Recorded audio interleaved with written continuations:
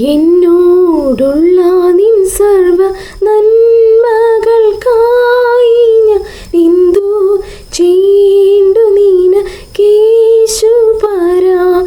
ഇപ്പോൾ എന്തു ചെയ്യേണ്ടു നിനക്കേശുപരാ. നന്ദി കൊണ്ടെൻ്റെയുള്ള നന്ദി നിറയുന്നേ, സന്നാഹമോടെ സ്തുതി പാടിടുന്നേ. ദൈവസന്നാഹമോടെ സ്തുതി പാടിടുന്നേ.